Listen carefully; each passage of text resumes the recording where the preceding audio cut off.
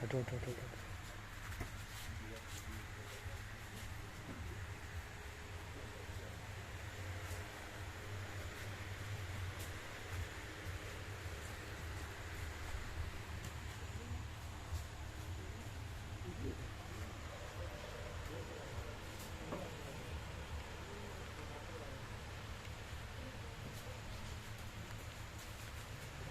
बेसो बड़ा बेसो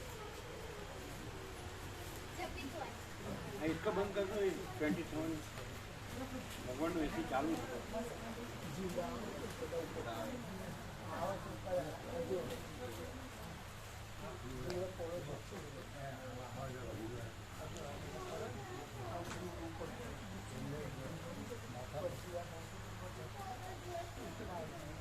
और दूसरी कौन सी ड्यूटी आपको मिली ये की ड्यूटी और चिराग बाबू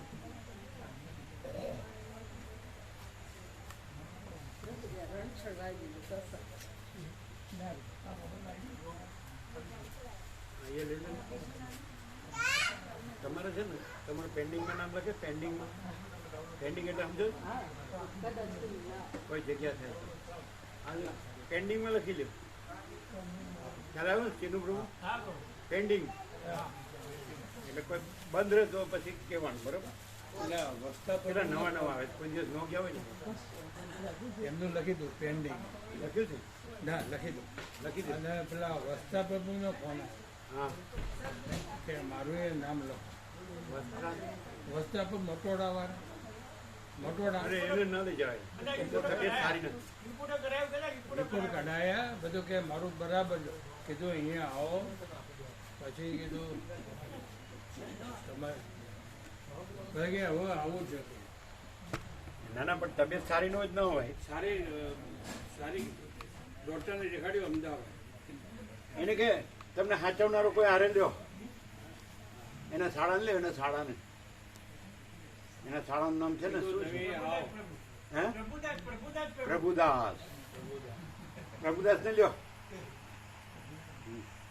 તમે અહીંયા આવો એટલે ત્યાં તમારો અંતિમ સંસ્કાર કરનારો કોક જોવે નદીમાં પધરાવનારો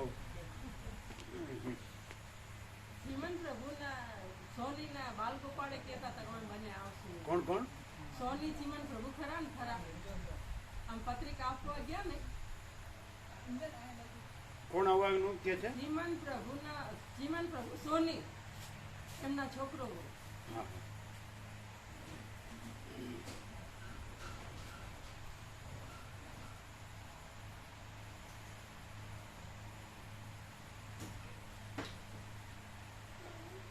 આમાં પણ નવી પત્રિકા બની કે નહીં લાવ્યા આપણ બધાને એક એક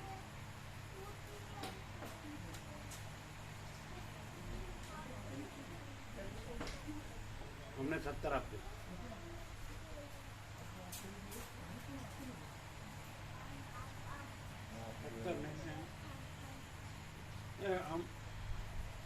અમને 35 આપવાનું છે 35 અમને 35 આપો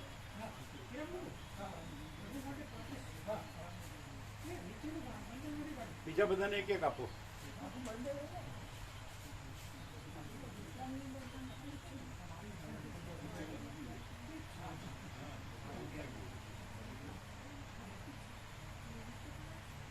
આમનું પેન્ડિંગમાં નામ લખી લો આમનું જાઓ લખી લો પછી વસ્તા પ્રભુનું એને પૂછીને કે તમારે પ્રભુદાસ પ્રભુ આવતા હોય ને એમને સાચવનાર એક જણ જોવે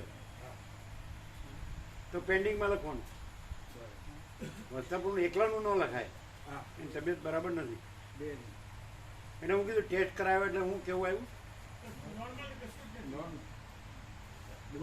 બધા રિપોર્ટ બરાબર બહાર પછી બધું ફેરફાર થઈ જાય ને યાત્રાનો ખાવા પીવાનો બધો ફેરફાર થાય ને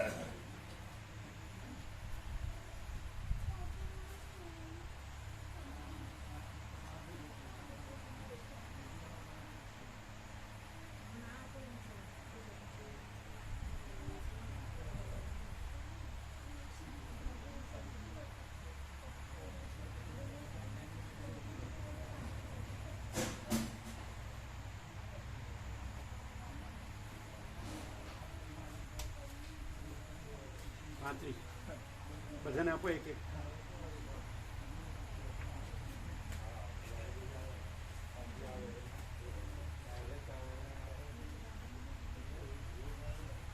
या लाइक कर जो ये सब लाइक करो. जीवात आती है जीवात आती है क्या? आती है इसलिए बंद किया हाँ तो बंद करो. तो ये तो चालू होना चाहिए ना इससे ये पढ़ने के लिए. ये नहीं पढ़ने के लिए चालू कर देते क्यों इसके इसके इसका बल्ब नहीं है ना. नहीं इसका वो तो वो है. अच्छा अच्छा ठीक है देख लिया चलो बंद करो.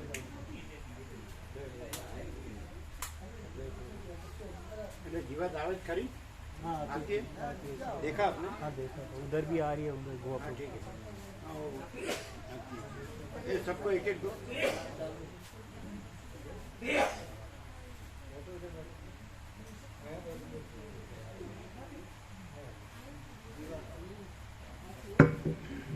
ઓમ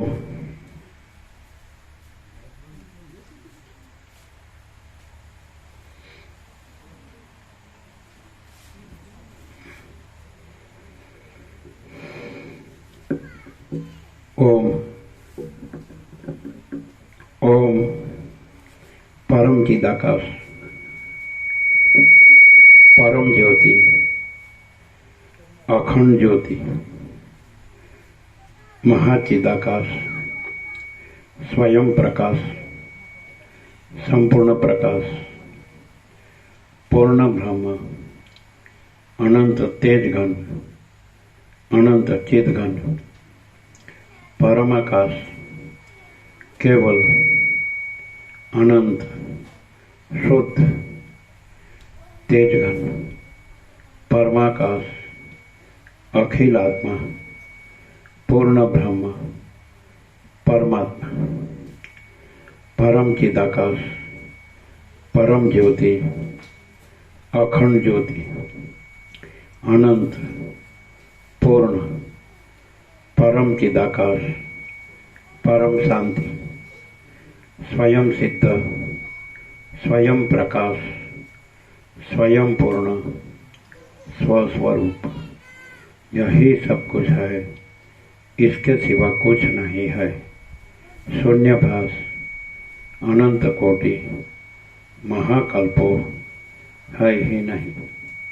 महाचिदाकाश स्वयं प्रकाश संपूर्ण प्रकाश महाचिदाकाश ज्योति अनंत अखंड अभेद महाचिदाकाश ज्योति महातत्व महासामान्य महाचिदाकाश स्वसंवेद्य सहज निर्विकल्प महाचिदाकाश परम कैवल्य परम शांति परम चिदाकाश अनंत पूर्ण निरपेक्ष सत्य अनंत संपूर्ण अपरिग्रह निर्भ्रांत निरपेक्ष वसीटराम निर्वाण पूर्वार्ध राउंड 40मो राउंड.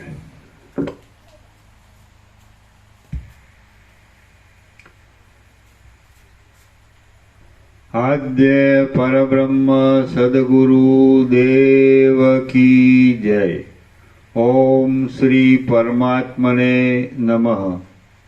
सद्ग्रंथों में शिरोमणि श्री योग वासिष्ठ महारामायण निर्वाण प्रकरण पूर्वार्ध सर्ग 55. અમને નિત્ય દર્શન આપજો. બીજા જે આવ્યા હોય એને આપજો.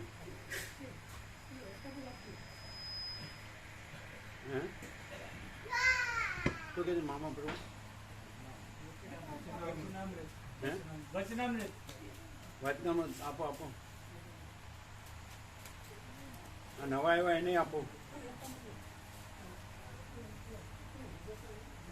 હા હાલો આપણે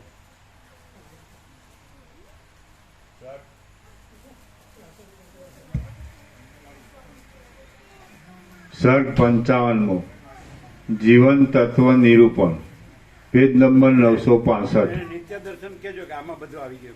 સારું. તે દર્શન મળ્યું અમને દિવાળી પર આયા ને બસ ચાલો મળ્યું. દિવાળી પહેલા તો પછીના વચ્ચામાં જ બાકી હશે. હા ચાલો. પેજ નંબર 965 સર્ગ 55મો જીવન તત્વ નિરૂપણ. આ 55મા સર્ગમાં દેહાદિકનો નાશ થતા મૂઢનો કે તત્વવેત્તાનો કોઈનો પણ આત્મા નષ્ટ થતો નથી, પરંતુ ભ્રાંતિને લીધે મૂઢને જન્માદિક થાય છે અને તે ભ્રાંતિ નહીં હોવાને લીધે તત્વવેત્તાને જન્માદિક થતા નથી એમ નિરૂપણ કરવામાં આવશે. શ્રી કૃષ્ણ બોલ્યા, હે અર્જુન, ભોગોનો ત્યાગ પણ ન કરવો અને સારા ભોગો મેળવવા પ્રયત્ન પણ કરવો નહીં, પરંતુ લાભમાં અને હાનિમાં એક સમાન ભાવથી રહેવું અને જે કાંઈ પ્રાપ્ત થાય તેને અનુસરવું.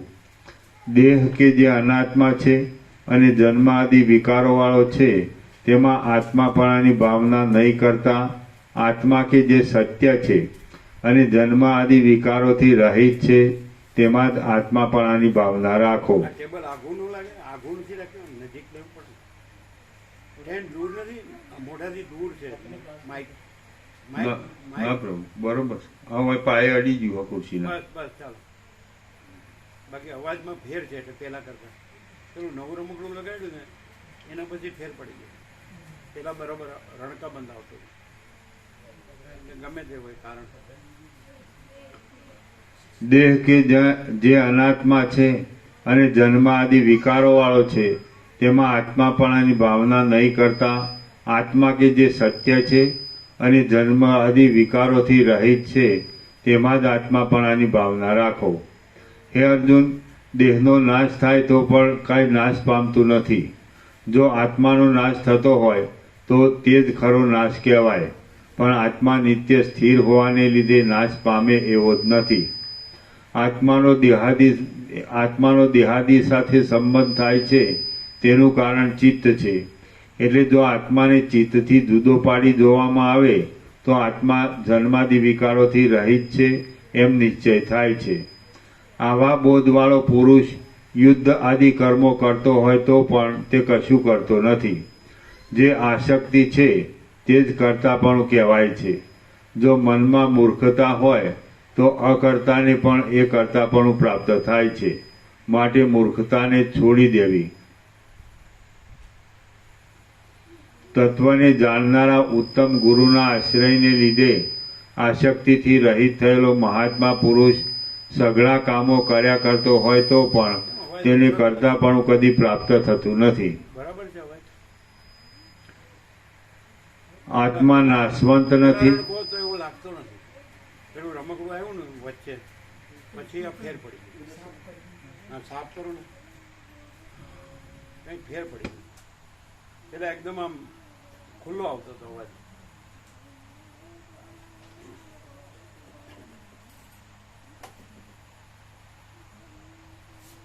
એ જો ફિટ છે બરાબર.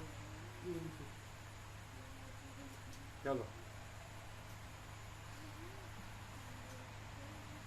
થોડું હા ચાલો.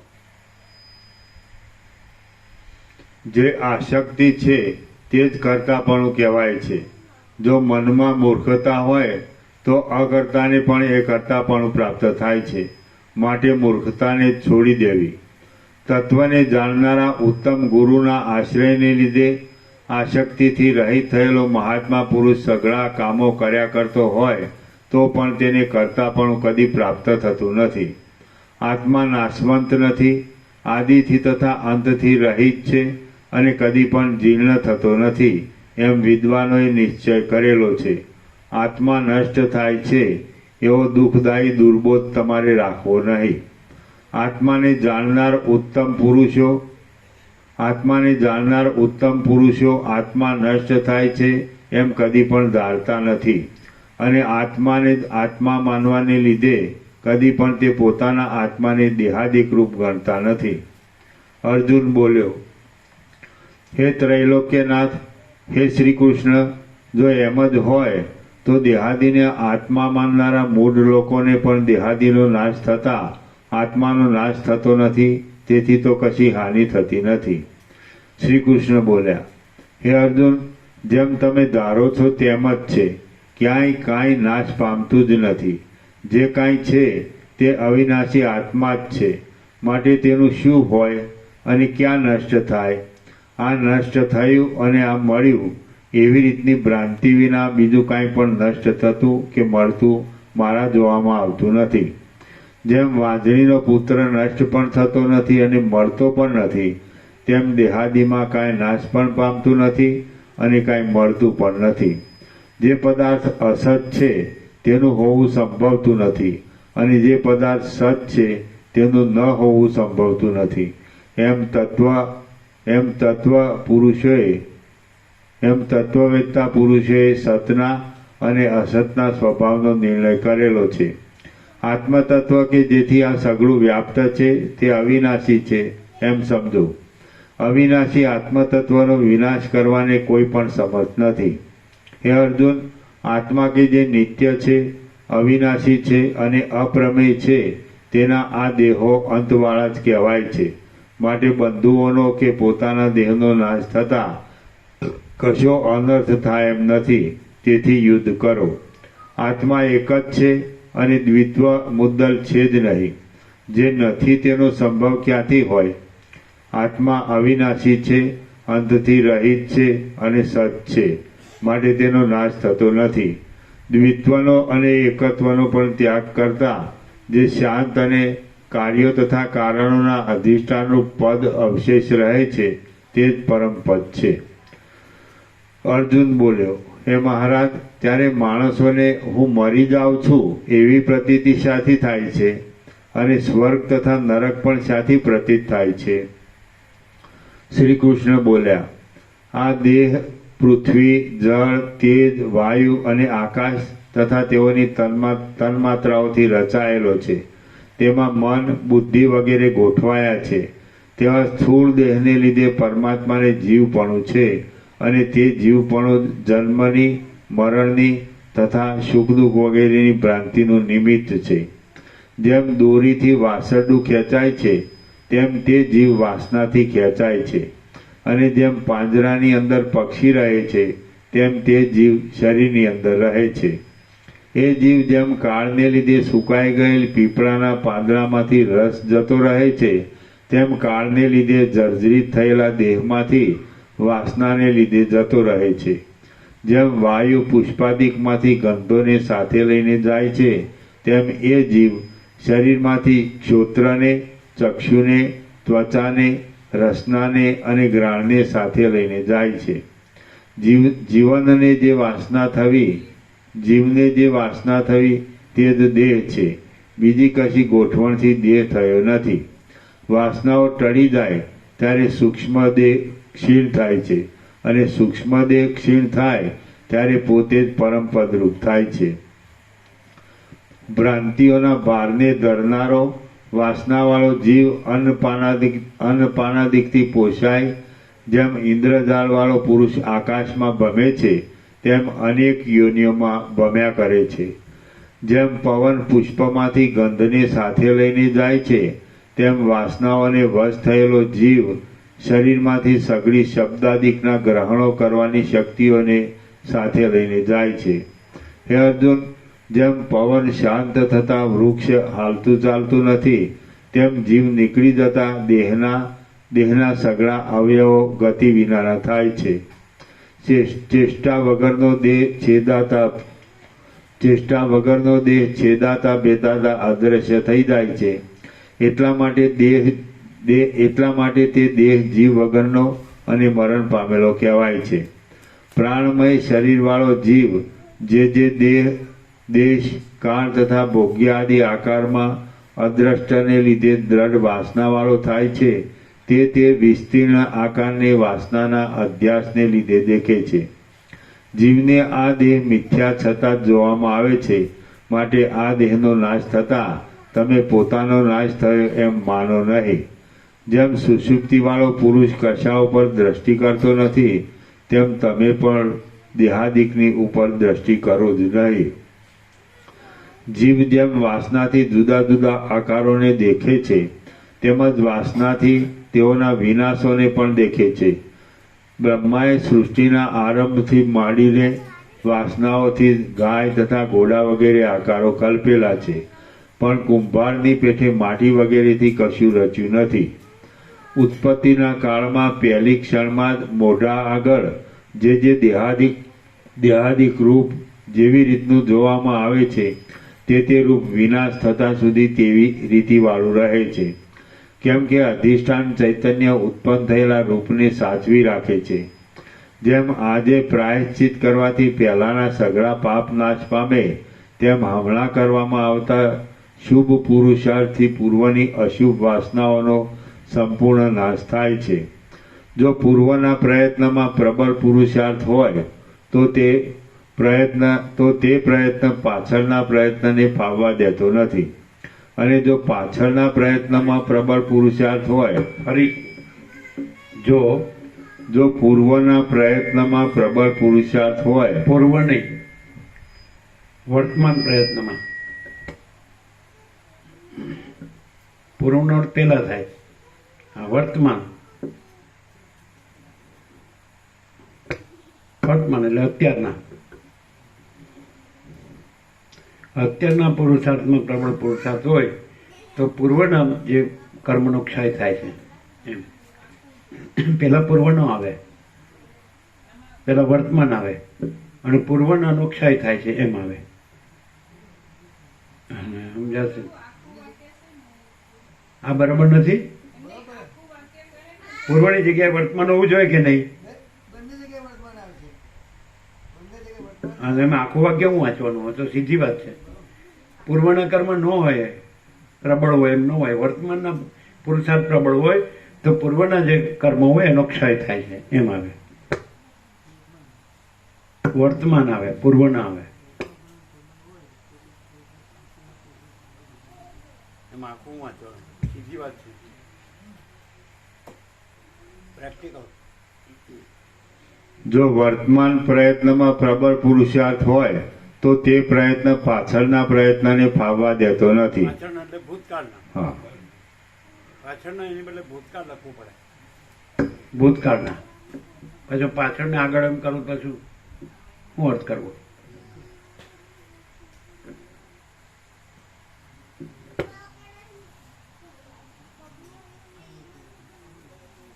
અને વર્તમાનના ઢીલા હોય તો ભૂતકાળના માથે ચડી બેસે.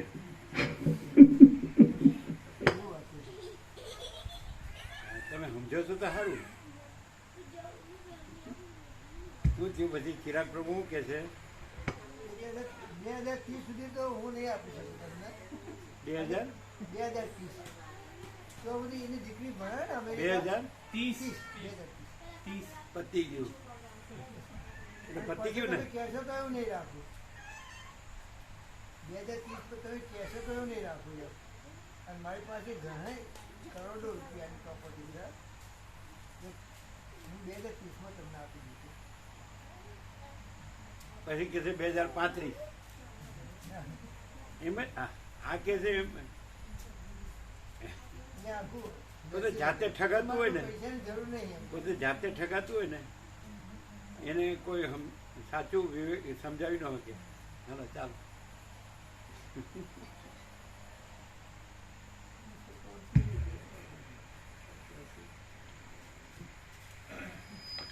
જો વર્તમાન પ્રયત્નમાં પ્રબળ પુરુષાર્થ હોય તો તે પ્રયત્ન ભૂતકાળના પ્રયત્નને ફાવવા દેતો નથી, અને જો પાછળના પ્રયત્નમાં પ્રબળ પુરુષાર્થ હોય તો તે પ્રયત્ન પૂર્વના પ્રયત્નને ફાવવા દેતો નથી. પાછળના એટલે ભૂતકાળના અને પૂર્વ નહીં, વર્તમાનના.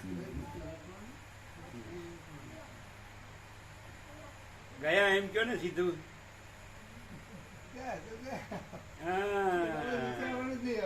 હા જોયું જયંતિ પ્રભુ? જાતે મૂર્ખ બને એને કોણ વિવેક, કોણ સાચું ખબર પડે? સાચી ખબર ના હોય. ચાલો, જાતે મૂર્ખ બને એને કોઈ સાચું સમજાવી ન શકે. ચાલો. જો વર્તમાન પ્રયત્નમાં પ્રબળ પુરુષાર્થ હોય તો તે પ્રયત્ન ભૂતકાળના પ્રયત્નને ફાવવા દેતો નથી, અને જો ભૂતકાળના પ્રયત્નમાં પ્રબળ પુરુષાર્થ હોય તો તે પ્રયત્ન વર્તમાનના પ્રયત્નને ફાવવા દેતો નથી. એટલા માટે બુદ્ધિમાન પુરુષે વિંધ્યાચળ ફાટતો હોય અથવા પ્રલયનો પવન વાતો હોય તો પણ શાસ્ત્રને અનુસરતા પ્રયત્નને છોડવો નહીં. અનાદિકાળના મોહથી ઘેરાયેલી બુદ્ધિવાળો જીવ લાંબા કાળની વાસનાના અભ્યાસને લીધે જ ચો તરફ નરકને, સ્વર્ગને તથા સૃષ્ટિ વગેરેને દેખ્યા કરે છે.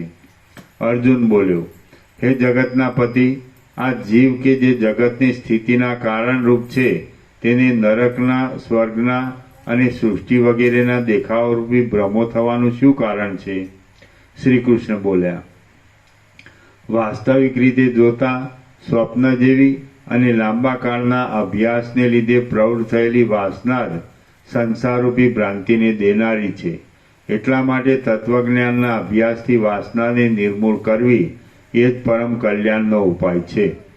અર્જુન બોલ્યો, હે દેવાદિદેવ, એ વાસના શાથી ઉઠેલી છે અને શી રીતે ક્ષય પામે? શ્રી કૃષ્ણ બોલ્યા, અજ્ઞાનથી થયેલી વાસના પોતે મિથ્યા હોવા છતાં અનાત્માની ભાવના કરે છે. તે માટે આત્મજ્ઞાન થતાની સાથે જ તે દૂર થાય છે. હે કુંતીના પુત્ર, તમે આત્માનો વિચાર કર્યો છે અને સત્ય વસ્તુને જાણી ચૂક્યા છો. માટે આ હું છું અને આ બીજા લોકો છે ઇત્યાદિ પ્રકારની વાસનાને છોડી દો. અર્જુન બોલ્યો, લિંગ શરીર વાસનામય જ છે અને તે શરીરમાં જે પ્રતિબિંબ છે તે જ જીવ છે. માટે વાસનાનો ક્ષય થાય તો જીવનો ક્ષય થઈ જાય. કેમ કે જે પદાર્થ જેની સત્તાથી થયો હોય તેનો નાશ થવાથી તે પદાર્થ નષ્ટ થઈ જાય એ સ્વાભાવિક છે.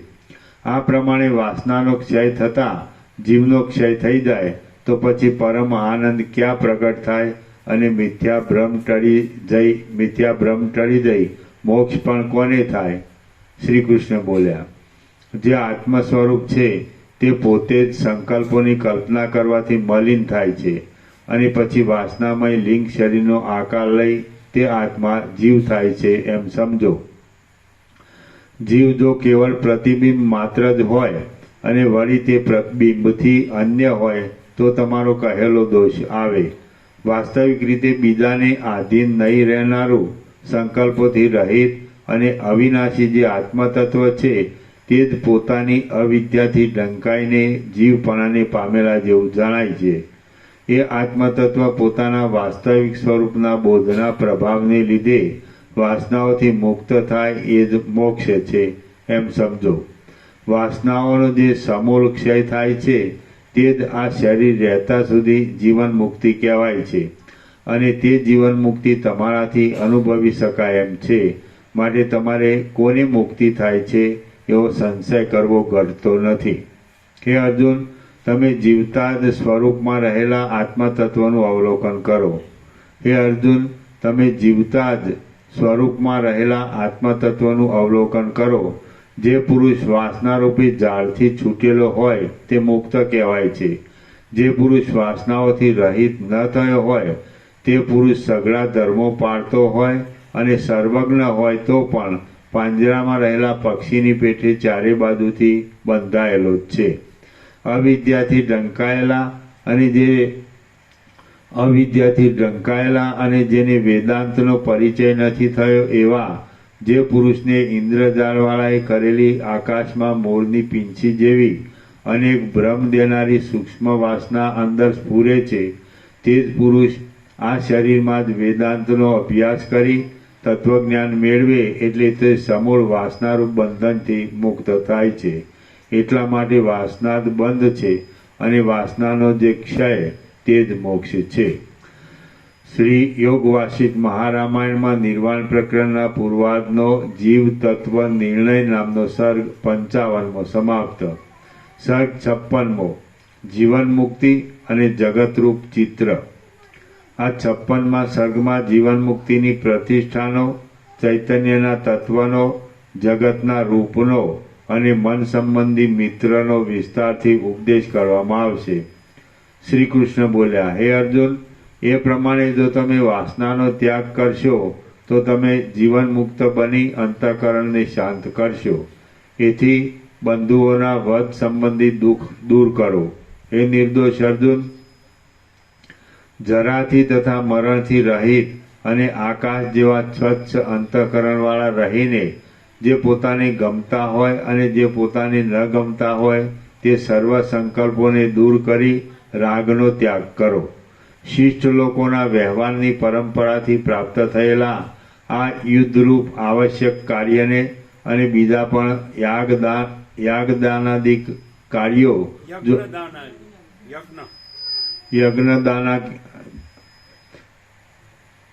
શિષ્ટ લોકોના વ્યવહારની પરંપરાથી પ્રાપ્ત થયેલા આ યુદ્ધરૂપ આવશ્યક કાર્યને અને બીજા યજ્ઞદાનાદિક કાર્યો જો આવી પડે તો રાગનો ત્યાગ કરી તે કાર્યો કરો. કર્મો કરવાથી તમારા તત્વબોધને કશી હાનિ થવાની નથી. દેહની ચેષ્ટા માત્રનો ત્યાગ કરવો એ જીવન મુક્તપણું નથી, પણ શિષ્ટ લોકોના વ્યવહારની પરંપરાથી પ્રાપ્ત થયેલું સ્વધર્મરૂપી કર્મ કર્યા કરવું એ જ જીવન મુક્તપણું છે. આ કર્મનો ત્યાગ કરવું અને આ કર્મનું ગ્રહણ કરવું એવી રીતનો ભેદ મૂઢના મનમાં રહ્યા કરે છે. જ્ઞાનીના મનની તો સમાન સ્થિતિ જ રહે છે. શિષ્ટ લોકોના વ્યવહારની પરંપરાથી આવી પડેલા કર્મોને કર્યા કરતા અને શાંત ચિત્તવાળા જીવન મુક્ત લોકો પોતાના સંકલ્પોથી રહિત થઈને સુષુપ્તિ અવસ્થામાં વસતા હોય તેમ આત્મરૂપે સ્ફુર્યા કરે છે. વિષયોમાંથી પોતાની મેળે જ પાછી વળેલી જે પુરુષની ઇન્દ્રિયો કાચબાના અંગોની પેઠે અંદર હૃદયમાં પેશીને એક રસપણાથી સ્થિર થાય તે પુરુષને જીવન મુક્ત સમજવું. ચિત્તરૂપી ચિતારો જગતના અધિષ્ઠાનભૂત આત્મામાં અનંત વિચિત્રતાવાળા અને ભિંત વગરના સઘળા ત્રૈલોક્યરૂપી ચિત્રને ત્રણેય કાળમાં બનાવ્યા કરે છે. પ્રથમ ચિત્તરૂપ ચિતારાએ અજ્ઞાનરૂપ આકાશમાં અજ્ઞાનરૂપ હોવાથી દેખાવાને યોગ્ય ન હોવા છતાં પણ વૃત્તિઓરૂપી પીંછીઓથી કપટ કરીને સ્પષ્ટ દોરીને આ જગતરૂપી વિચિત્ર ચિત્ર દેખાડેલું છે. આકાશ કે જે આ જગતરૂપ ચિત્રની ભિન્નરૂપ જ જણાય છે તે તો ચિત્રના અમુક ભાગોને બનાવ્યા પછી બનાવેલું છે. અહો, આ રચના અપૂર્વ છે, ભ્રાંતિ જ છે, મહામાયા જ છે અને ખડની ભીંતની પેઠે નિસાર હોવા છતાં પણ મૂળ લોકોને સારી લાગે એવી છે. જગતમાં આધારો અને આધેયો ભિન્ન ભિન્ન જોવામાં આવે છે, પણ વાસ્તવિક જોતા સઘળા આધારો અને આધેયો ચિત્તરૂપ જ હોવાને લીધે તેઓમાં જરા પણ ભેદ નથી. હે કમળ સરખા નેત્રોવાળા અર્જુન, આ જગતમાં જે ભિન્નતો જોવામાં આવે છે તેઓ પણ ચિત્તે કરેલા ચિત્રો રૂપ જ હોવાને લીધે આકાશથી પણ વધારે શૂન્ય છે એમ સમજો. જેમ ચિત્તમાં સ્વપ્નરૂપ ભ્રાંતિ થતાં ક્ષણ માત્રમાં દેખાતા પદાર્થોના ઉદય અને લય શૂન્ય જ છે, તેમ મન અને મનના કાર્યરૂપ બહારનું તથા અંદરનું જગત શૂન્ય જ છે. આ જે જગત છે તે એક જાતનું લાંબા કાળનું મનનું માનેલું રાજ્ય છે. તેથી તેમાં સત્યતા પ્રતીત થાય છે. જે સત્યપણું ભ્રાંતિથી કલ્પાયેલા પદાર્થમાં ત્રણેય કાળમાં હોતું નથી, તે સત્યપણું તે પદાર્થનું તત્વ જાણ્યા પહેલાં પણ તે પદાર્થમાં હોય કે તે કામોમાં ઉપયોગી થવાને લીધે ઉપર ટપકે જોતા જે સત્યતા પ્રતીત થાય છે તે સત્યતા શાસ્ત્રાદિક દ્વારા સૂક્ષ્મ રીતે જોતા લીન થઈ જાય છે.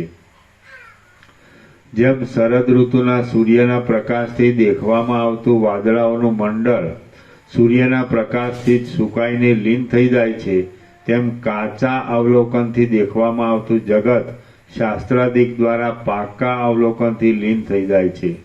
ચિત્તરૂપી ચિતારાના ચિત્રમાં રહેલી આ બહારની ત્રૈલોક્યાદિક પૂતળીઓ ભિન્ન ન હોવાને લીધે આકાર વગરની શૂન્ય જ છે. એ પૂતળીઓ પણ નથી અને તમે પણ નથી. માટે કોણ કયા પદાર્થથી હણાય એમ છે? તમે બ્રહ્મરૂપ આકાશમાં મરનારપણાના અને મારનારપણાના મોહને છોડી દઈને નિર્મળ થાઓ. બ્રહ્મરૂપ આકાશને વધ આદિમાં પ્રવૃત્તિ જ નથી, અને જે પ્રાતિભાષિક પ્રવૃત્તિ દેખાય છે તે પણ બ્રહ્મના આકાશ રૂપે જ છે. એટલા માટે કાળ, ક્રિયાઓ, ભિન્તો તથા કલાઓ વગેરે જે કાંઈ વિચિત્રતા દેખાય છે તે સગળું નિર્મળ બ્રહ્મ જ છે. જેમ મનના માનેલા રાજ્યમાં સઘળા પદાર્થ આકાશની પેઠે શૂન્ય જ છે, તેમ આ સઘળું જગત આકાશની પેઠે શૂન્ય જ છે.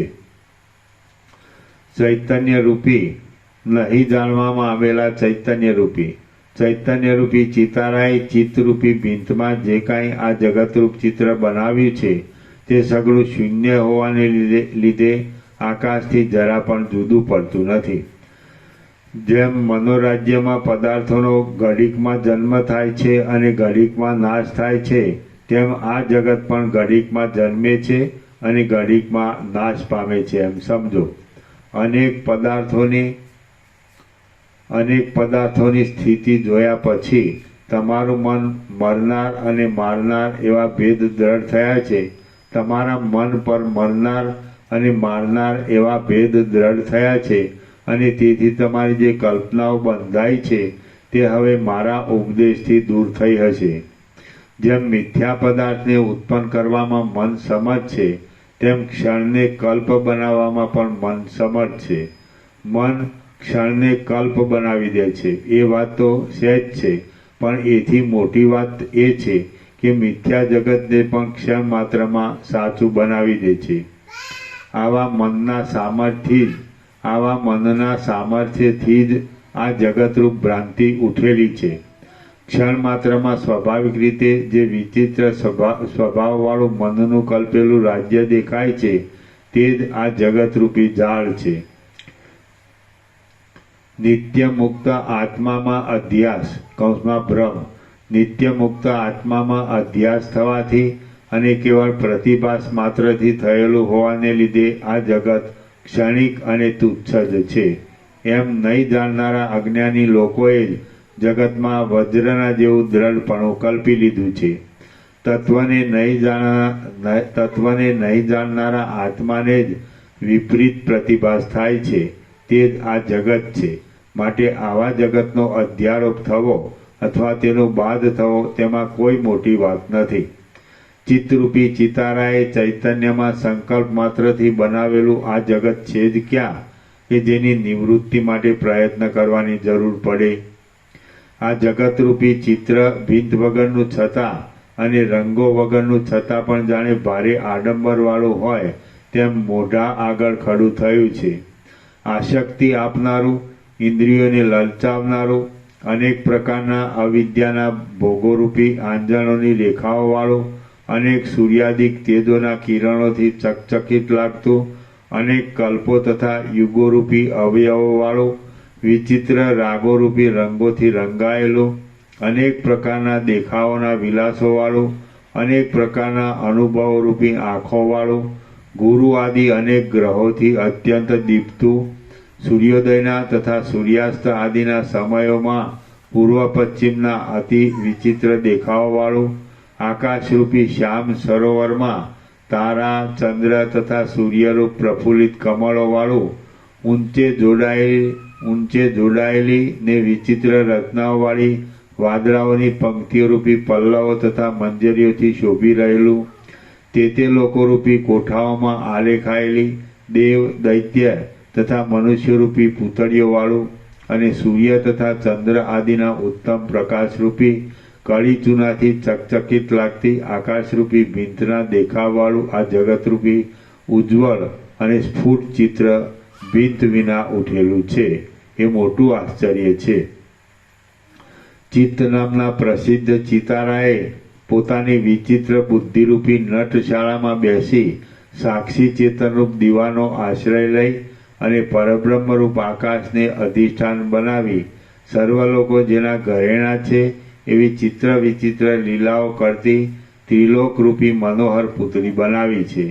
જે પુતળીનું અંગ બ્રહ્માંડ, ચોટલો મેઘ, સૂર્ય અને ચંદ્ર બે નેત્ર, ધર્મ અર્થ અને કામના તંતુઓવાળા શાસ્ત્રો જેની સાડી 7 પાતાળ જેના સાથળથી આરંભી ચરણ સુધીના અંગો, પૃથ્વી જેનું નિતંબ, બ્રહ્મા, ઇન્દ્ર, રુદ્ર તથા વિષ્ણુ જેના 4 હાથ, વિવેક અને વૈરાગ્ય જેના સ્તન, સત્વગુણરૂપી જેની કાંચડી, શેષનાગોથી વીંટાયેલું ભૂતળ જેનું આસન, મેરુ, હિમાલય આદિ પર્વતો જેના ચિહ્નો, મધ્યલોક જેનું ઉદર, તારાઓ જેના રોમાંચ, વીજળી જેના દાંતની હાર, પ્રાણીઓ જેના રૂવાટા અને જેણે પ્રલયકાળના ફૂંકાતા પવનની પુષ્પમાળા ધારણ કરી છે, તેમજ પોતાના નેત્રોથી અંધકાર દૂર કરે છે, એ પુત્રીમાં વ્યષ્ટિ સમષ્ટિ જીવ મૂકવામાં આવ્યો છે અને લાંબા કાળના અનુભવથી વાસનાવાળા આ ચિત્તરૂપી ચિતારાએ તેનું યોગ્ય ઘડતર કર્યું છે. સર્ગ 56મો સમાપ્ત. સર્ગ 57મો વાસના નિવૃત્તિનો ઉપાય. આ 57મા સર્ગમાં જે વિસ્તારથી મન તુરત વાસનાઓથી રહિત થાય અને પરમ સુખરૂપ અદ્વૈત આત્મા અવશેષ રહે તે વિચારનો ઉપદેશ કરવામાં આવશે. શ્રી કૃષ્ણ બોલ્યા, હે અર્જુન, અહીં આ મોટું આશ્ચર્ય સમજો કે પ્રથમ ચિત્ર થાય છે અને પાછળથી બિંદ ઉદય પામે છે. કૌંસમાં પ્રથમ મનથી જગતનો આકાર થાય છે અને પાછળથી ભુવન ઉત્પન્ન થાય છે. પ્રથમ આધાર વિના ચિત્ર ઉત્પન્ન થયા પછી બિંદ ઉત્પન્ન થતી જોવામાં આવે છે. એ તુંબડાના ડૂબવા જેવી અને પથરાના તરવા જેવી કેવા પ્રકારની વિચિત્ર માયા છે. ચિત્તમાં રહેલા ચિત્રના જેવા આ શૂન્ય બ્રહ્માંડમાં તમે કે જે પરબ્રહ્મ આકાશરૂપ છો તેમને આ મિથ્યા અહંકાર ઉદય પામ્યો છે. એ કેવું મોટું આશ્ચર્ય છે. જગતને બ્રહ્મરૂપ ગણો તો પણ એમ સિદ્ધ થાય છે કે બ્રહ્મે સગળું બ્રહ્મ જ બનાવ્યું છે. બ્રહ્મ જ બ્રહ્મમાં લીન થાય છે, બ્રહ્મ જ બ્રહ્મમાં ભોગવાય છે અને બ્રહ્મ જ બ્રહ્મમાં ફેલાયેલું છે. હે અર્જુન, જેમાં લાંબુ ભ્રમણ થયા કરે છે એવું આ જગત વાસનારૂપી લાંબી રજ્જુથી બંધાયું છે અને વાસનારૂપી ફાંસીથી ટૂંપાયા કરે છે. જેમ અરીસામાં પ્રતિબિંબ રહે છે તેમ આ જગત બ્રહ્મમાં રહ્યું છે. માટે આધાર અધિષ્ઠાનથી, માટે આધાર અભિન્ન હોવાને લીધે છેદન ભેદન થયા છતાં પણ તે જગતનો નાશ નથી. બ્રહ્મમાં જે છેદન ભેદન આદિ વ્યવહાર અને તે વ્યવહારના વિષયભૂત જગત પ્રતીત થાય છે તે બ્રહ્મથી ભિન્ન નથી પણ બ્રહ્મ જ છે. માટે આ જગતમાં કોનું શું ભેદાય કે છેદાય, શી રીતે ભેદાય કે છેદાય, શાથી ભેદાય કે છેદાય અને ક્યાં ભેદાય કે છેદાય, અર્થાત કશું થાય એમ નથી. આવા જ્ઞાનને લીધે તમારી વાસનાઓ પણ બ્રહ્મથી જુદી નથી જ એમ સિદ્ધ થાય છે. જે પુરુષ સઘળા ધર્મોમાં તત્પર હોવા છતાં અને સર્વજ્ઞ હોવા છતાં પણ વાસનાથી રહિત થયો ન હોય તે પુરુષ પાંજરામાં રહેલા સિંહની જેમ અત્યંત બંધાયેલો છે એમ સમજવું. જે મનુષ્યના ચિત્તરૂપી ખેતરમાં વાસનારૂપ બીજ અત્યંત અલ્પ પણ રહી ગયું હોય તેને તે પાછું સંસારરૂપી મોટું વન થઈ પડે છે. અભ્યાસને લીધે હૃદયમાં રૂઢ થયેલા તત્વબોધરૂપી અગ્નિથી જો વાસનારૂપ બીજ પૂરેપૂરું બળી ગયું હોય તો ફરી ઉગતું જ નથી. જેમાંથી વાસનારૂપી બીજ નિશ્ચેષ રીતે બળી ગયું હોય એવું સ્વચ્છ મન કમળપત્ર જળમાં ડૂબતું નથી તેમ સુખ દુઃખાદિક વસ્તુઓમાં ડૂબતું નથી. હે અર્જુન, તમે અપાર આશાઓ ત્યજી દઈને આ પવિત્ર ઉપદેશનું સારી રીતે મનન કરો. મનના મોટા મોહથી રહિત થાવ અને બંધુઓના વધ આદિથી થતા કલેશોથી રહિત થઈને એક શાંત બ્રહ્મરૂપે નિર્ભય રહીને પરમાનંદથી સ્વરૂપમાં જ રહો. શ્રી યોગવાસિત મહારામાયણમાં નિર્વાણ પ્રકરણના પૂર્વાર્ધનો અર્જુન વિશ્રાંતિ વર્ણન નામનો સર્ગ 57મો સમાપ્ત. સર્ગ 58મો અર્જુનની કૃતાર્થતા. આ 58મા સર્ગમાં તત્વબોધની આ 58મા સર્ગમાં તત્વબોધથી અવિદ્યા સહિત વાસનાઓનો ક્ષય થવાનું અને તેથી અર્જુનના કૃતાર્થપણાનું વર્ણન કરવામાં આવશે. અર્જુન બોલ્યો, હે કૃષ્ણ, આપની કૃપાથી મારો મોહ દૂર થયો, આત્મભાન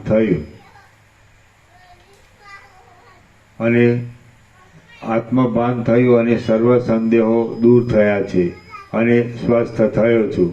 હવે હું આપના કહેવા પ્રમાણે વર્તીશ. શ્રી કૃષ્ણ બોલ્યા, જો બોધથી હૃદયમાં સ્પર્શ રીતે રાગ આદિ વૃત્તિઓ સર્વથા શાંત થઈ ગઈ હોય તો અંદર ચિત્તને શાંત તથા વાસના રહિત થયેલું સમજો. આ ચિત્તની વાસના રહિત થયેલી સ્થિતિમાં પ્રત્યેગાત્મરૂપ બ્રહ્મ તત્વ કે જે વ્યવહારમાં સર્વરૂપ તથા સર્વવ્યાપક છે અને પરમાર્થમાં સર્વથી રહિત છે તે તત્વ દ્રશ્યોથી રહિત થઈ જાય છે. જેમ પૃથ્વી પરથી ઉડીને આકાશમાં અત્યંત ઊંચે ગયેલું પક્ષી કોઈના જોવામાં કે જાણવામાં આવતું નથી, તેમ એ પદ જગતના કોઈ લોકોના કે ઇન્દ્રિયો વગેરેના જોવામાં કે જાણવામાં આવતું નથી. એ પ્રત્યક્ષ ચૈતન્યરૂપ આત્માને સર્વનો પ્રકાશ કરનાર, શુદ્ધ સંકલ્પોથી રહિત, ઇન્દ્રિય આદિથી અગમ્ય અને સવિષય જ્ઞાનોથી દૂર જેવો જાણો. જેમ લોકોની દ્રષ્ટિ પરમાણુઓને જોઈ શકતી નથી, તેમ કોઈ પણ લોકો સર્વથી ન્યારા એ અત્યંત સ્વચ્છ પદને નિદિધ્યાસન વિના જોઈ શકતા નથી. જે પરમપદમાં સઘળા આ ઘટપટ આદિ સ્થૂળ પદાર્થોનો પણ બાદ થઈ જાય છે, તે પરમપદમાં બિચારી અતિ સૂક્ષ્મ વાસના શું કરી શકે એમ છે. જેમ અગ્નિના પર્વતને પ્રાપ્ત થઈને જે પરમપદમાં સઘળા આ ઘટપટ આદિ સ્થૂળ પદાર્થોનો પણ બાદ થઈ જાય છે, તે પરમપદમાં બિચારી અતિ સૂક્ષ્મ વાસના શું કરી શકે એમ છે. જેમ અગ્નિના પર્વતને પ્રાપ્ત થઈને હિમની કણી લીન થઈ જાય છે, તેમ શુદ્ધ ચૈતન્ય તત્વને પામીને અવિદ્યા લીન થઈ જાય છે. ધૂળ જેવી તુચ્છ અને ભોગથી બંધન કરનારી બિચારી વાસના ક્યાં અને સઘળા બ્રહ્માંડોમાં ભરપૂર થઈ રહેલો આત્મતત્વરૂપી પ્રબળ પવન ક્યાં. જ્યાં સુધી આ શુદ્ધ આત્મા સ્વરૂપથી જાણવામાં ન આવ્યો હોય ત્યાં સુધી અનેક આકારોથી વિકાર પામનારી આ અવિદ્યા સ્ફુરે છે. પોતાના ઉદરમાં સર્વને ઘડી જનારા વ્યાપક પરમપદમાં સઘળા દ્રશ્યોના દેખાવો નાશ પામે છે અને સ્વચ્છતા ઉદય પામે છે. એ પરમ વસ્તુ કે જે પૂર્ણતારૂપ છે, સઘળા જગત સંબંધી આકારોથી રહિત છે અને વાણીથી પણ અગમ્ય છે, તેને કોની ઉપમા આપી શકાય. હે અર્જુન, તમે પૂર્ણ સ્વરૂપનું દર્શન કરીને પ્યારા વિષયોનો ત્યાગ કરવારૂપ મંત્રની યુક્તિથી અંતઃકરણમાં રહેનારી વિષયરૂપી ઝેરથી ઉત્પન્ન થયેલી વાસનારૂપી વિસૂચિકાને કોગળિયાને ટાળી નાખી સંસારના બંધનથી રહિત અને નિર્ભય સ્વભાવવાળા પરમાત્મા થાવ. વશિષ્ઠ બોલ્યા, હે રામચંદ્ર, ત્રૈલોક્યના નાથ શ્રી કૃષ્ણ ભગવાન એટલો ઉપદેશ આપીને ચૂપ રહેશે ત્યારે અર્જુન જેમ શ્યામ કમળોના વનની પાસે ભ્રમર ગુંજારવ કરે તેમ શ્રી કૃષ્ણની પાસે નીચે પ્રમાણે વચન બોલશે. અર્જુન બોલ્યો, હે મહારાજ, આપ કે જે ત્રૈલોક્યના નાથ છો તેમના વચનથી આ મારી બુદ્ધિ સઘળા શોકરૂપી બોજાથી મુક્ત થઈ છે અને જેમ સૂર્યના દર્શનથી કમલીની પરમ ઉદયને પ્રાપ્ત થાય તેમ તે પરમ ઉદયને પ્રાપ્ત થઈ છે. વશિષ્ઠ બોલ્યા, સંદેહથી રહિત થયેલો અને જેના શ્રીકૃષ્ણ સારથી હશે એવો અર્જુન આટલા વચન બોલી તૈયાર થઈને યુદ્ધરૂપ લીલા કરશે. એ અર્જુન યુદ્ધભૂમિમાંથી હાથીઓને, ઘોડાઓને તથા સારથીઓને વગેરેને મારીને તેમના શરીરોમાંથી ધડધડ નીકળતા લોહીની મોટી નદી ચલાવશે અને આકાશના સૂર્યરૂપી નેત્રને બાણોના સમૂહોના ફેલાવાથી તથા યુદ્ધભૂમિમાંથી ઉડેલી રજની પ્રબળ ડમરીથી વ્યાપ્ત કરી નાખશે. શ્રી યોગ વાસિષ્ઠ મહારામાયણના નિર્વાણ પ્રકરણના પૂર્વાર્ધનો અર્જુન કૃતાર્થતા નામનો સર્ગ 58મો સમાપ્ત. સર્ગ 59મો શુદ્ધ ચૈતન્યની સ્થિરતાના ઉપાય. શુદ્ધ ચૈતન્યમાં સ્થિરતાના ઉપાય. આ 59મા સર્ગમાં જે દ્રષ્ટિથી જીવન મુક્તિમાં દ્રશ્યો વગરની ચૈતન્યની સ્થિતિ સારી પેઠે સ્થિર થાય તે દ્રષ્ટિનું વર્ણન કરવામાં આવશે. વશિષ્ઠ બોલ્યા, હે રામચંદ્રજી, તમે સઘળા પાપોનો નાશ કરનારી આ દ્રષ્ટિનો આશ્રય કરો અને નિસંગપણારૂપ સંન્યાસને ધારણ કરીને અને બ્રહ્મમાં સર્વ જગતના બાદરૂપ બ્રહ્માર્પણ અખંડ એક રસ રૂપે રહો. જેમાં સઘળું જગત રહેલું છે, જેમાંથી સઘળું જગત થાય છે, જે પોતે સઘળા જગતરૂપ છે, જે ત્રણેય કાળમાં વિદ્યમાન છે, જે સર્વમય છતાં પણ નિત્ય તથા પર છે, જે પોતે પ્રપંચથી બહાર દેખાતું હોવાને લીધે દૂર છતાં પણ સર્વના અંતરમાં વ્યાપેલું હોવાથી પાસે છે અને સર્વમાં વ્યાપક છતાં પણ સ્વરૂપમાં જ રહેલ છે, તેને જ આત્મા સમજો. તમે તેમાં રહેવાથી સત્તા પામ્યા છો અને તેથી તે જ છો એમ તમે નિસંશય રીતે સમજો. જ્ઞેયોથી રહિત સ્વાભાવિક જ્ઞાન છે, જ્ઞેયોથી રહિત જે સ્વાભાવિક જ્ઞાન છે અને દ્રશ્યોથી રહિત જે સ્વાભાવિક દર્શન છે તે જ પરમ પદ છે એમ સમજો.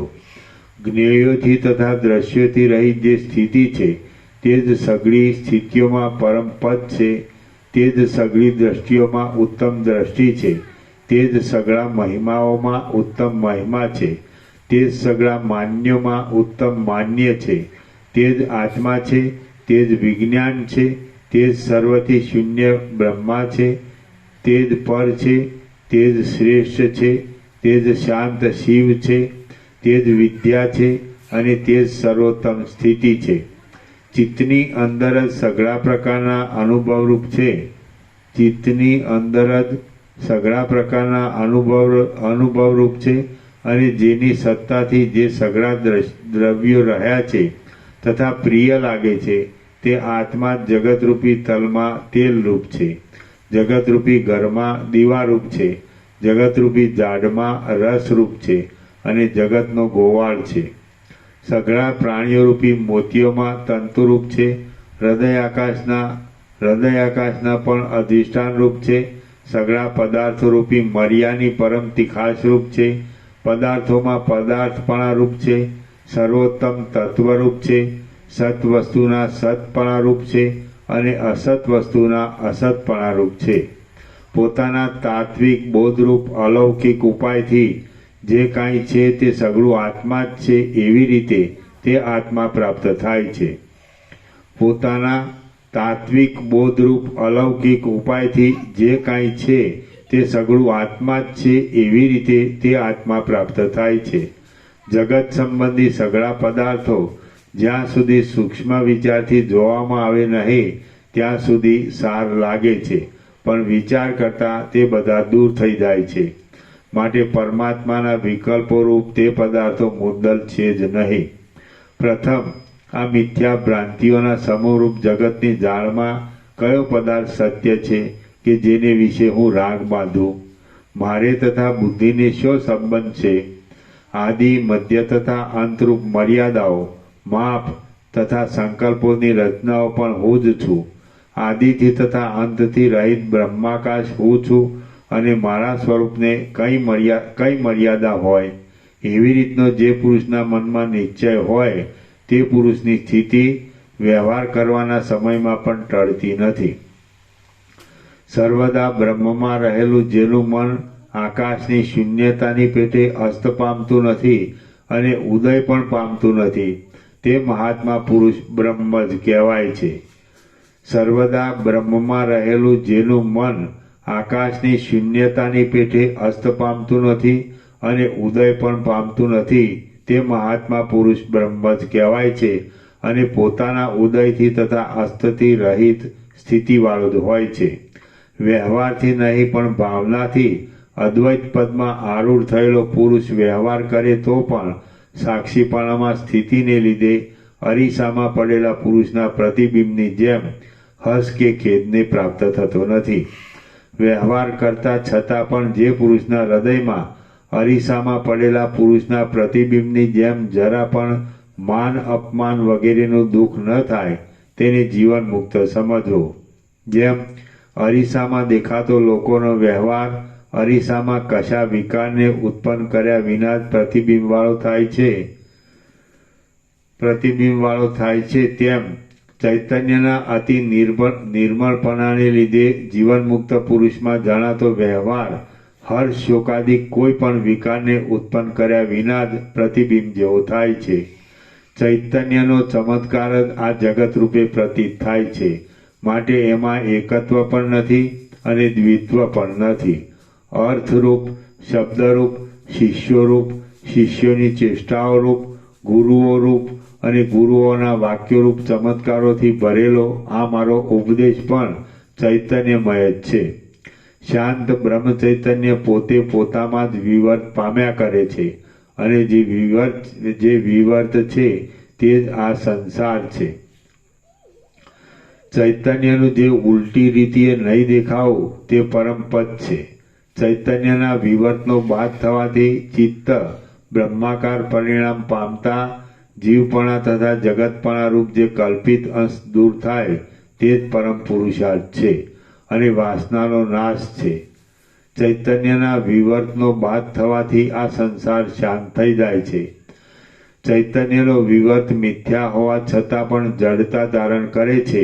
એટલા માટે વિવર્તથી રહિતપણું એ જ અજડ અને પરમ ચૈતન્યનું સ્વરૂપ છે. ચાલુ કરને એક પર ઓનલી વન એક પર देखना एक ही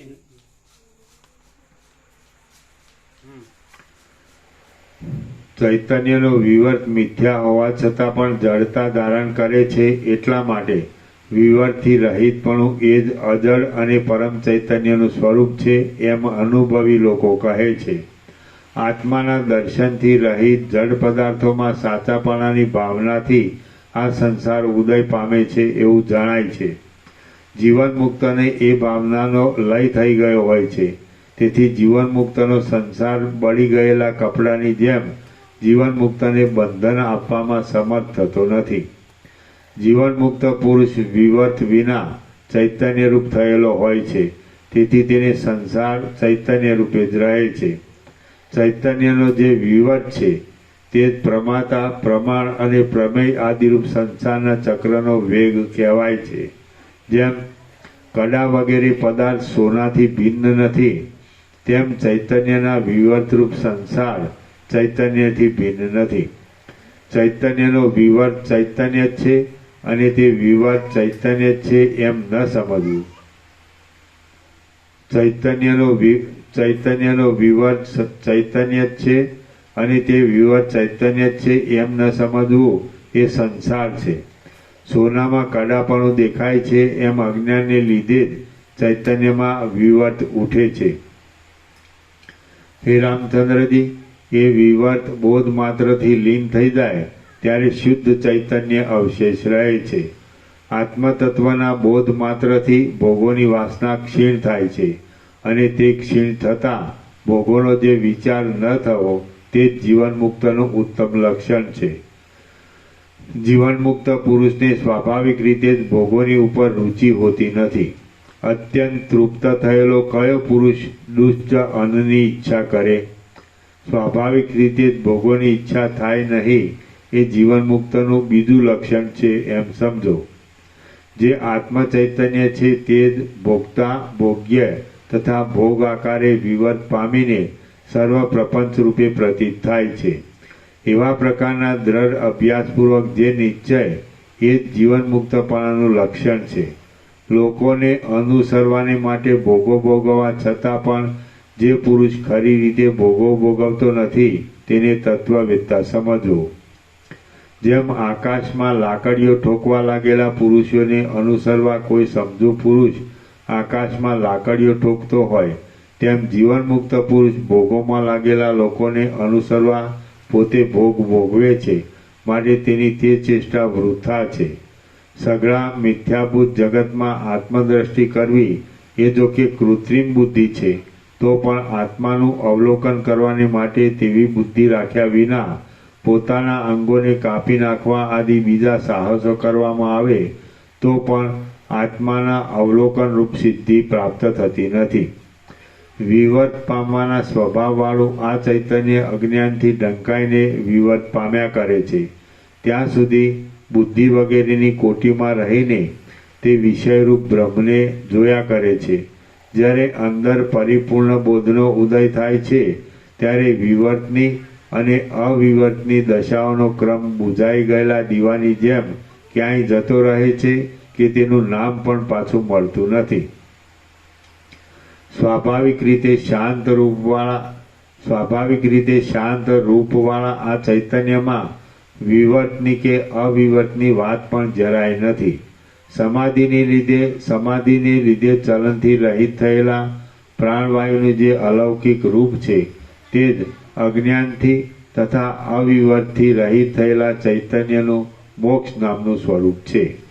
જ્યારે ચિત્ત નામનો ચૈતન્યનો વિવર્ત શુદ્ધ ચૈતન્યના રૂપને કૌંસમાં બ્રહ્માકારપણાને ધારણ કરે ત્યારે તે બંધ આપતો નથી અને મોક્ષ પણ આપતો નથી, પરંતુ કેવળ સ્વરૂપમાં જ રહે છે. ચૈતન્ય જો ચિત્તપણા રૂપ તથા ચિત્તના ઉપરામ રૂપ વ્યર્થ દશાઓને ન ધરે તો બંધનું, મોક્ષ વગેરેનું તથા તેમાં નામ પણ રહેતું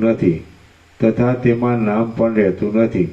મને મોક્ષ થાવો એવી ઈચ્છા પણ પૂર્ણપણાના ક્ષયનું કારણ છે, અને મોક્ષ ન થાય તો ઠીક એવી ઈચ્છા પણ બંધરૂપ છે. ચૈતન્યનું દ્રશ્યોથી રહિત જે અખંડ સ્વરૂપ છે તે જ કલ્યાણરૂપ છે. સ્વયં પ્રકાશ, અખંડ, સર્વથી પર અને ત્રિપુટી વિના એ સ્વરૂપને પરમપદ સમજો. મહાચૈતન્યનું સંકલ્પમાં જે ચલન છે તે જ બંધને તથા મોક્ષને યોગ્ય છે, અને તે સૂક્ષ્મ વિચારથી અવલોકન કરતા જ નષ્ટ થઈ જાય છે. નિરાધાર અહંભાવ અવલોકન કરવાથી શાંત થઈ જાય ત્યારે શાથી કોનું શું બંધાય છે અને શાથી કોનું શું મુકાય છે એ જાણવામાં પણ આવતું નથી.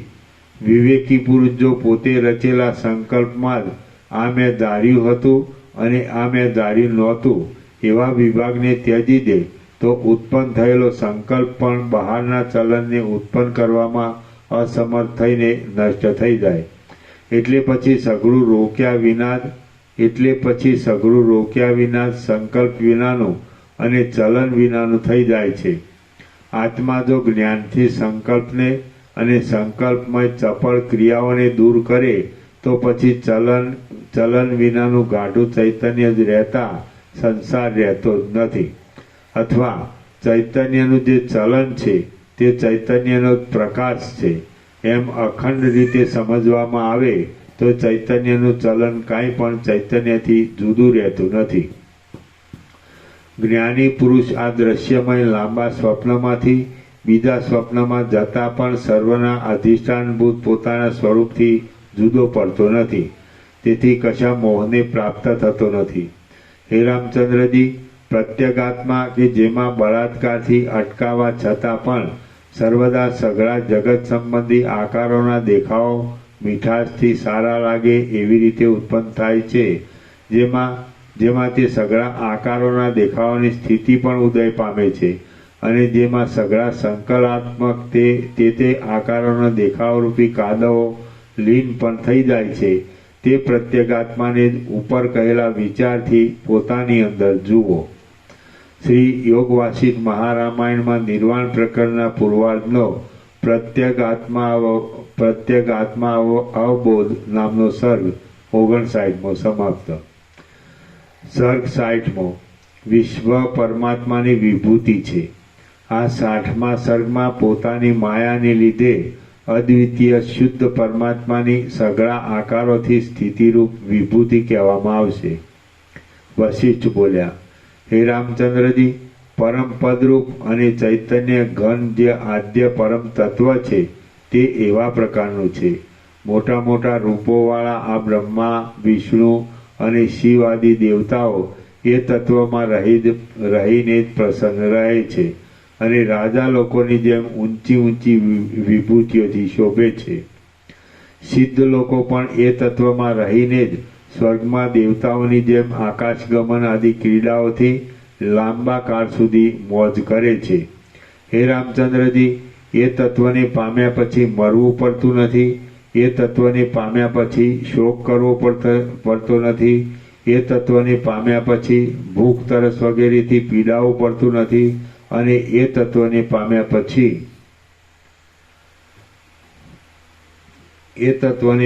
પછી ભીંત વગેરેથી રોકાવું પડતું નથી. અપાર બ્રહ્માકાશ રૂપે પરમાત્મા સર્વત્ર સામાન્ય સત્તા સ્વરૂપે રહે છે. તે વિશે જો જરા પણ વિચાર કરવામાં આવશે તો તમે પલભરમાં જીવનમુક્ત મુનિ થશો અને વ્યવહાર સંબંધી કાર્યો કર્યા કરવા છતાં પણ ફરીથી પરિતાપ પામશો નહીં. રામ બોલ્યા, મન, બુદ્ધિ, અહંકાર અને ચિત્ત જેમાં ક્ષય પામે છે એવા નિર્વિશેષ સ્વયં પ્રકાશ બ્રહ્મ તત્વને તમે સત્તા સામાન્ય કહો છો કે મન આદિ સઘળા વિશેષોવાળા સર્વાત્મા ઈશ્વરને તમે સત્તા સામાન્ય કહો છો? નિર્વિશેષ બ્રહ્મ તત્વને તમે સત્તા સામાન્ય કહેતા હો તો તેમાં બ્રહ્મા આદિ કોઈ પણ વિશેષની સ્થિતિ સંભવતી નથી અને મન આદિ વિશેષોવાળા ઈશ્વરને તમે સત્તા સામાન્ય કહેતા હો તો તેમાં દુઃખોનો સમૂહ નાશ થાય તે સંભવિત નથી.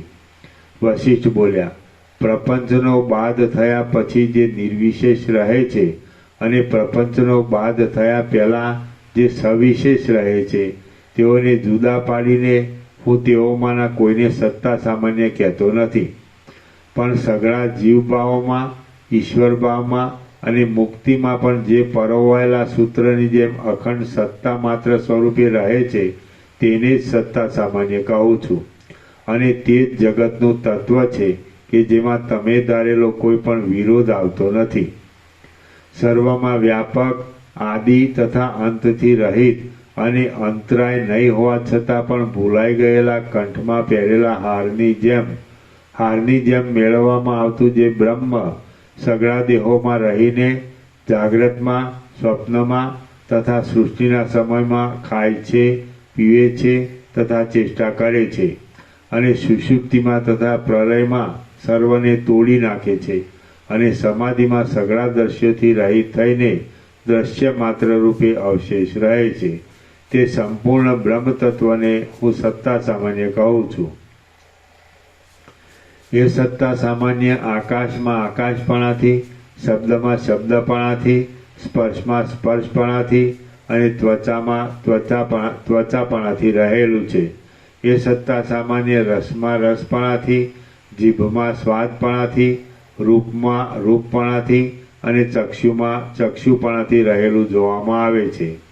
તે સત્તા સામાન્ય ઘ્રાણમાં ઘ્રાણપણાથી, ગંધમાં ગંધપણાથી, કાયામાં કાયાપણાથી અને પૃથ્વીમાં પૃથ્વીપણાથી રહેલું છે. એ સત્તા સામાન્ય જળમાં જળપણાથી, વાયુમાં વાયુપણાથી, તેજમાં તેજપણાથી અને બુદ્ધિમાં બુદ્ધિપણાથી રહેલું છે.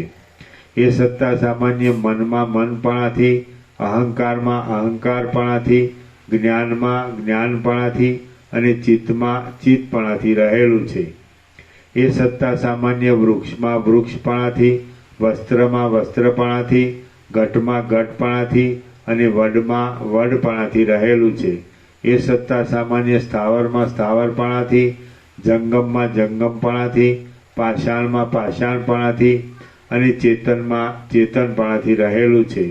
એ સત્તા સામાન્ય દેવોમાં દેવપણાથી, મનુષ્યોમાં મનુષ્યપણાથી, પશુ પક્ષીઓમાં પશુપક્ષીપણાથી અને કીડાઓમાં કીડાપણાથી રહેલું છે.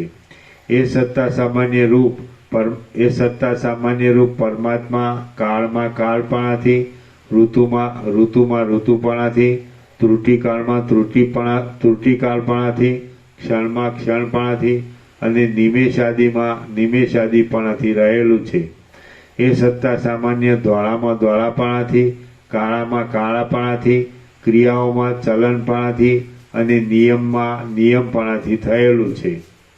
એ સત્તા સામાન્ય રૂપ પરમેશ્વર સ્થિતિપણાથી, નાશમાં નાશપણાથી અને ઉત્પત્તિમાં ઉત્પત્તિપણાથી રહેલા છે. એ સત્તા સામાન્ય રૂપ પરમેશ્વર બાલ્યમાં બાલ્યરૂપથી, યૌવનમાં યૌવનરૂપથી, જરામાં જરારૂપથી અને મરણમાં મરણરૂપથી રહેલા છે.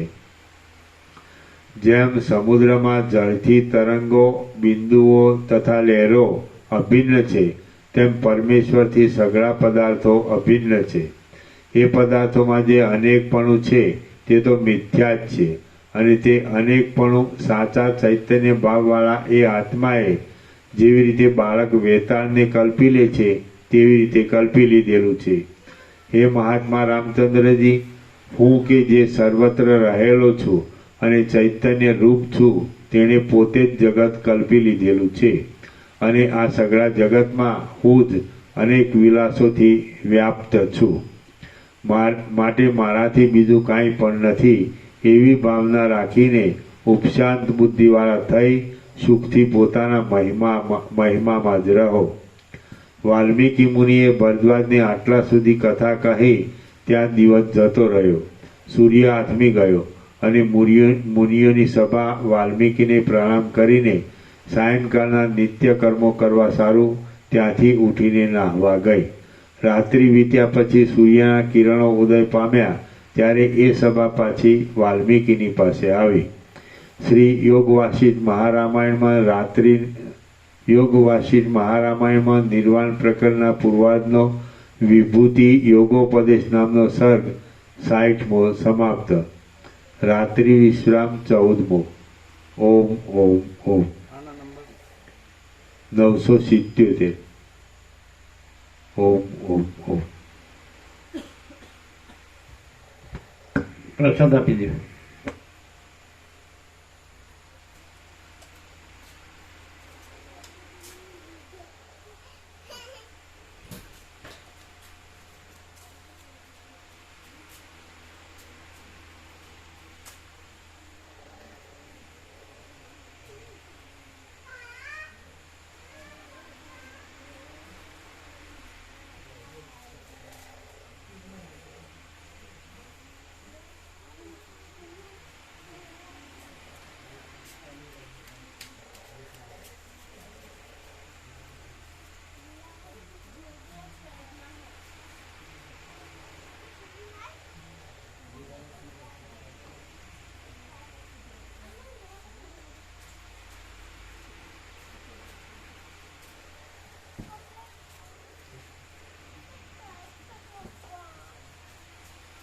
ડાકોરનું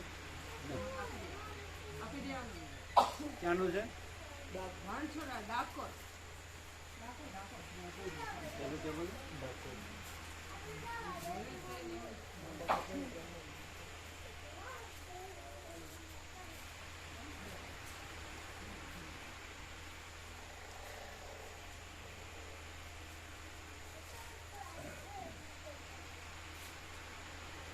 ડાકોર બહારથી લીધો છે ને, બહારની દુકાનમાં.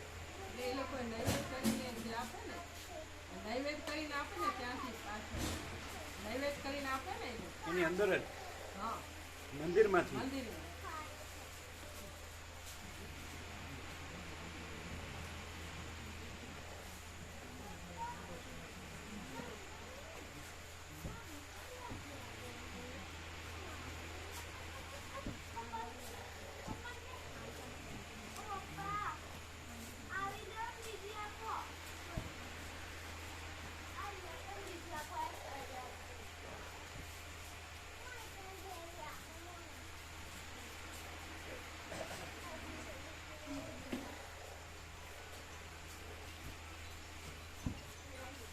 પાણી લાવવાનું કહેજો.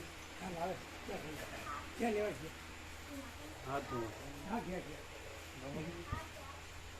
આપણે તમે લીધો પ્રસાદ? હા ડાકોરનો પ્રસાદ આપ્યો? હા લીધો લીધો. પત્રિકા પડી આપણે જૂની તમારી જોડે જૂની પત્રિકાઓ પડી છે? ના, જૂની તો નથી, લઈ ગયા પહેલાં જ. હો, એ તો પૂરી થઈ ગયા નથી.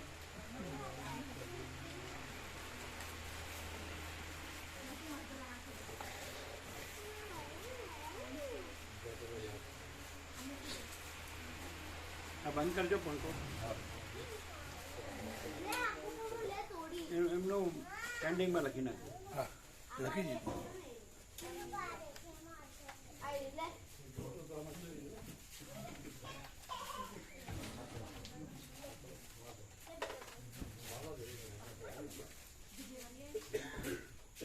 બ્રહ્માર્પણમ.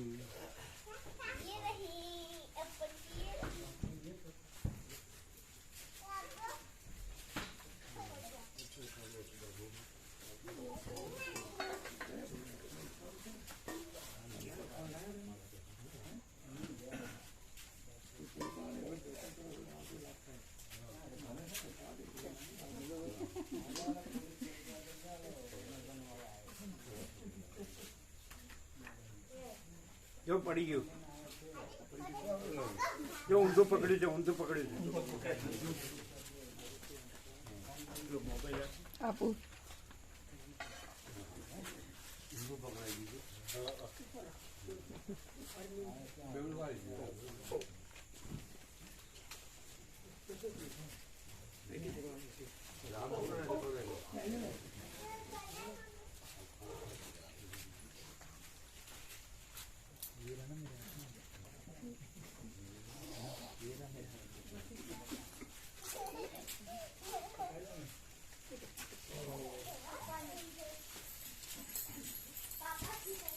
આ પ્રભુ પત્રિકા છાપે ને પ્રભુ આપણી પત્રિકા છાપે ને એ છે પ્રેસ છે તમારે. પ્રેસ નાનું ત્રીજી વખત આવ્યા. એક વખત બાકરો લાવ્યા હતા.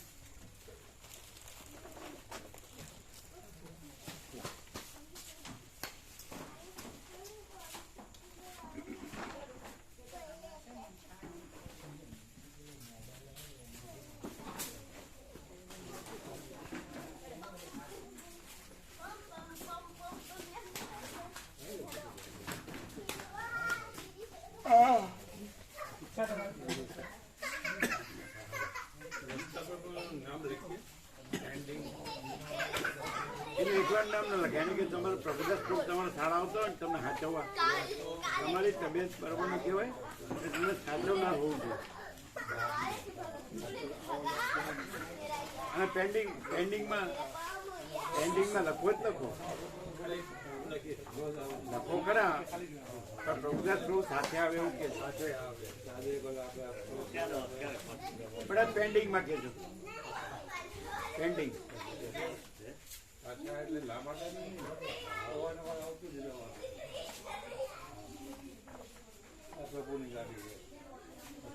ये सब ले लेना. थोड़ी देर ना नहीं रहेगा. ओम ओम